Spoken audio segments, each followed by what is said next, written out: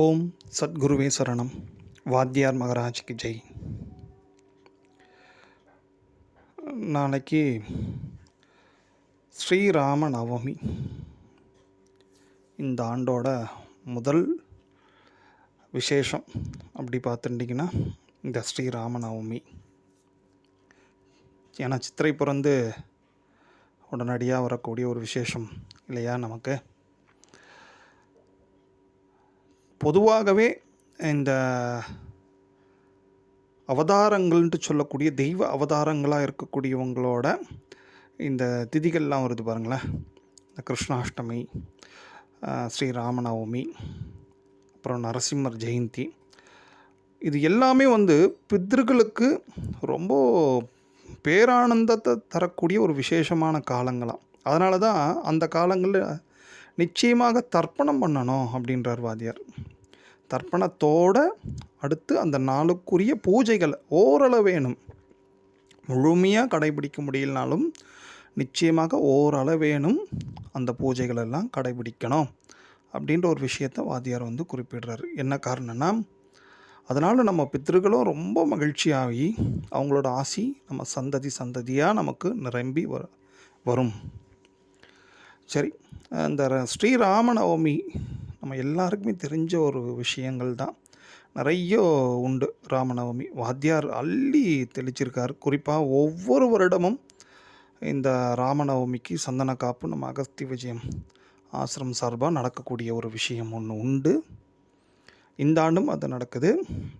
நம்ம இல்லத்தில் இருந்துட்டு நம்ம என்ன பண்ணலாம் அப்படி பார்த்துட்டிங்கன்னா, அருகாமையில் இருக்கக்கூடிய சீதாராமச்சந்திரமூர்த்தியை போய் தரிசனம் பண்ணுறது மகா உத்தமம். கூடுதலாக என்ன பண்ணலாம், சுவாமிக்கு ஏதாவது கைங்கரியம் பண்ணலாம் அப்படி பார்த்தாச்சுன்னா, உங்களால் முடிஞ்ச என்னெல்லாம் வசதி வாய்ப்பு இருக்கோ கைங்கரியம் பண்ணுங்கள் ராமச்சந்திரமூர்த்திக்கு. ரொம்ப எளிமையான ஒரு விஷயம் பார்த்தாச்சுன்னா, ஒரு தாம்பூலத்தில் ஒரு துளி பச்சை கற்பூரம் கலந்த ஒரு சொட்டு பச்சை கற்பூரம் கலந்த ஒரு சொட்டை விட்டு அந்த தாம்பூலத்தை சுவாமிக்கு கொடுக்குறது. வெறும் தாம்பூலமாக இல்லாமல் ஏதேனும் ஒரு பழம் நெய்வேத்தியம் பண்ணி நம்ம சீதாராமச்சந்திரமூர்த்திக்கு இந்த மாதிரி ஒரு தாம்பூலம் கொடுக்கறது, பச்சை கற்பூரம் சேர்ந்த ஒரு தாம்பூலம் கொடுப்பது காரிய சித்தியை தரும் அப்படின்ட்டு வாத்தியார் அதையும் குறிப்பிட்டிருக்காங்க இல்லையா? நாளைய அம்சம் பார்த்துட்டிங்கன்னா புதன்கிழமை ரொம்ப விசேஷம். அதில் இன்னொரு பெரிய அம்சம் ஆயில்யம் திருநக்ஷத்திரம். அது ஆதிசேஷனோட திருநக்ஷத்திரமாச்சு அப்படி யோசிக்கலாம். ஆயில்யம் திருநக்ஷத்திரம் புத பகவானுடையது இல்லையா? புத பகவானுக்குரியது தான். இந்த பெருமாள் வழிபாட்டுக்கு புதன் சனிக்கிழமை ரொம்ப விசேஷம்.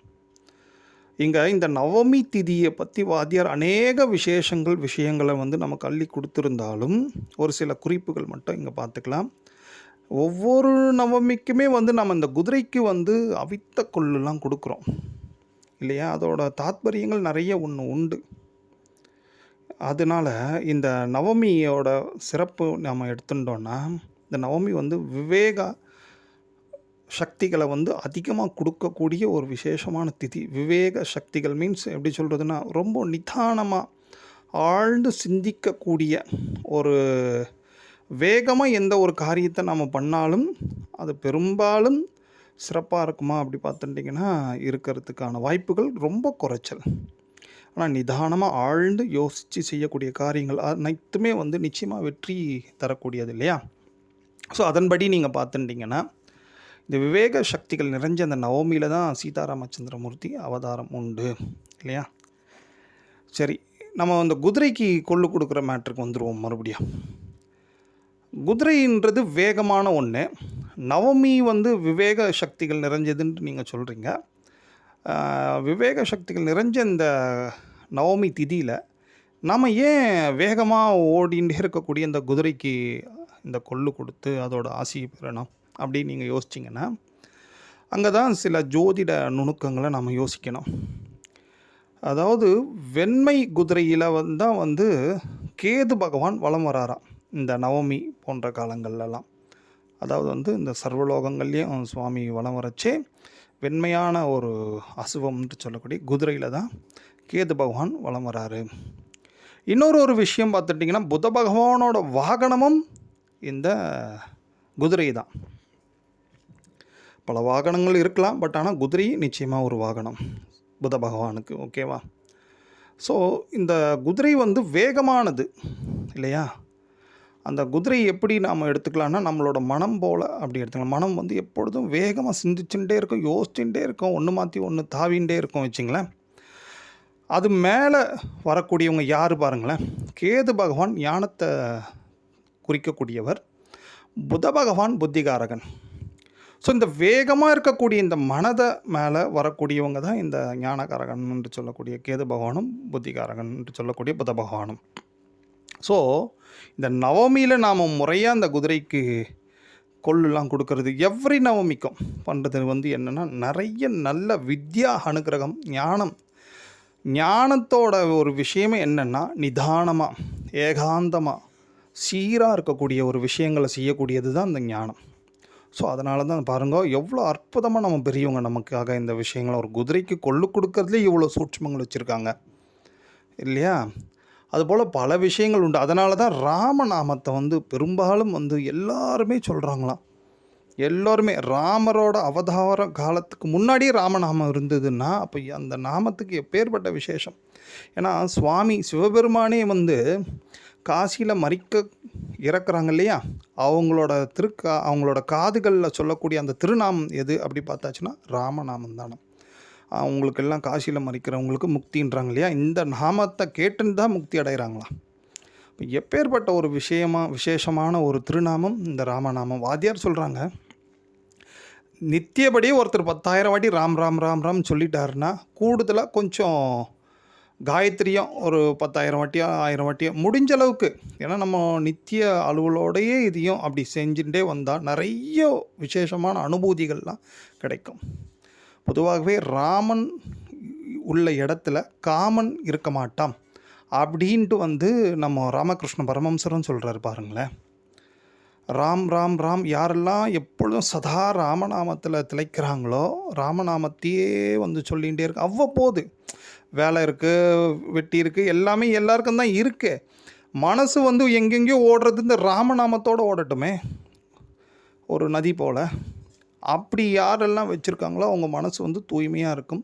அந்த ஏகபத்தினி விரதனாக இருக்கக்கூடிய ராமநாமத்தோட அந்த ராமச்சந்திரமூர்த்தியோட அருளால் என்னென்னா இவங்களுக்கும் அந்த மாதிரி நல்ல ஒழுக்கம் கிடைக்குமா. அதனால தான் குழந்தைங்களுக்கு சின்ன வயசுல இந்த ராமநாமத்தெல்லாம் அப்பப்போ சொல்லி கொடுத்து, குறிப்பாக அந்த நவமி புனர்பூசம் காலங்கள்லாம் வந்து எவ்வளோக்கு எவ்வளோ முடியுமோ ராமநாமத்தை சொல்கிறதுக்கு நம்மலாம் பழக்கம் படுத்தி விடணும். நம்ம யோசிக்கலாம், ஒழுக்கம்லாம் ஒரு மேட்ராப்பா, என்னப்பா நீ இன்றைக்கெலாம் கலியில் காலம் போகிற இதில் வெஸ்டர்ன் கல்ச்சர்லாம் அடாப்ட் பண்ணி எப்படியோ ட்ரெஸ்ஸிங் எப்படியோ போயிட்டு இருக்கோம், ஒழுக்கம் இதுக்கெல்லாம் சொல்லிட்டு இருக்கியே அப்படின்ட்டு யோசிக்கலாம். ஒழுக்கம் விழுப்பும் தரலாம், ஆனால் ஒழுக்கம் உயிரினும் ஓம்பப்படும் அப்படின்ட்டு வள்ளுவர் பெருந்தகை சொல்கிறாரு பாருங்களேன். என்ன விஷயம்னா, இங்கேயும் ஒரு சின்ன ஜோதிட நுணுக்கத்துக்கு வருவோமே திரும்பி. நம்ம இப்பிறவிலேயே ஒழுக்கம் கெட்ட காரியங்கள் நிறைய பண்ணிட்டோன்னா நிச்சயமாக அந்த கிட்னி பாதிப்பு, கிட்னி சம்பந்தமானப்பட்ட நோய்கள்லாம் வருவதற்கான ஒரு பெரிய காரணம் இந்த ஒழுக்கம் சம்பந்தப்பட்ட நம்ம தவறுதல் ஏதேனும் ஒரு காலத்தில் எப்படியோ நடந்திருக்கலாம். அப்படி இல்லைன்னா முற்பிறவிலையாக நடந்திருக்கும். அதன் தொடர்ச்சியாக தான் இந்த கிட்னியெல்லாம் பாதிக்கும். பாருங்க, நாளைக்கு எதிர்காலத்தில் கிட்னி பாதிப்புன்ட்டு வராமல் ஒன்று இருக்கணும்னா இந்த ஒழுக்கம் ஒன்று ரொம்ப முக்கியம். ஸோ அதுக்கு ராமநாமம் ரொம்ப முக்கியம். அது மட்டும் இல்லாமல் நிறைய நல்ல விசேஷமான நம்ம அடியார்கள்லாம் என்ன பண்ணலாம், நம்ம எல்லாருமே நிச்சயமாக ராமநாமம் சொல்லிட்டு தான் இருக்கிறோம் வச்சிங்களேன். நம்ம என்ன பண்ணணும், இந்த ராமநாமம் எல்லாருக்கும் பரவணுன்றதுக்காக இந்த நெல்லிக்கனி, அந்த பொரி, அவல், கடலை, கொஞ்சம் வெல்லம் இதெல்லாம் போட்டு அது முன்னாடி நம்ம நிறைய ராமநாமத்தை வந்து ஒரு தர்பையை, நுனி தர்பை ஒன்றும் ஏதோ கட்ட தர்பையாவது பிடிச்சிட்டு அந்த வஸ்துக்கள் மேலே, அந்த பொரி வெல்லம் மேலேயோ இல்லைன்னா இந்த நெல்லிக்காய் மேலேயோ அந்த தர்பை தொடர மாதிரி வச்சுண்டு நிறைய ராமநாமத்தை ஜபம் பண்ணி அந்த பொரியவள் கடலை இல்லைன்னா அந்த நெல்லிக்காய் இதெல்லாம் வந்து இந்த குழந்தைங்களுக்கெலாம், ராமநாமத்தை பற்றி தெரியாத குழந்தைங்களுக்கெல்லாம் கொடுக்கறதுனால அவங்களும் எதிர்காலத்தில் நல்ல ராமநாமம் வந்து அவங்க சொல்லக்கூடிய ஒரு விசேஷமான ஆற்றல் அவங்களுக்கும் கிடைக்கும் அப்படின்ற ஒரு விஷயத்தையும் ஆதியார் நமக்கெல்லாம் எடுத்து கொடுத்துருக்காங்க. ஸோ அதனால் இந்த ராமநவமி அன்று நாம் வந்து நிச்சயமாக ராமநாமத்தை எவ்வளவுக்கு எவ்வளோ முடியுமோ சொல்கிறதுக்கு முயற்சி பண்ணுவோம். ஏன்னா ராமராஜ்யம் நிச்சயமாக வந்து எல்லா இடத்துலையுமே, ராமராஜ்யம் மீன்ஸ் நாட் ஓன்லி பாரதம், எல்லா சகல உலகத்தில் இருக்கக்கூடிய எல்லா இடத்துலையும் இந்த ராமராஜ்யன்றது வேறு ஒன்றும் இல்லைங்க. எல்லாரையும் அன்பால் அரவணைச்சுண்டு போகக்கூடிய ஒரு விசேஷமான ராஜ்யம். அது வந்து ராமரோட அருளால் எல்லா இடத்துலையும் நிச்சயமாக வருவதற்கும் நாம் எல்லா அடியார்களும் பக்தர்களும் சேர்ந்து நம்ம ராமபிரானை நிச்சயமாக பிரார்த்திப்போம். ஓம்.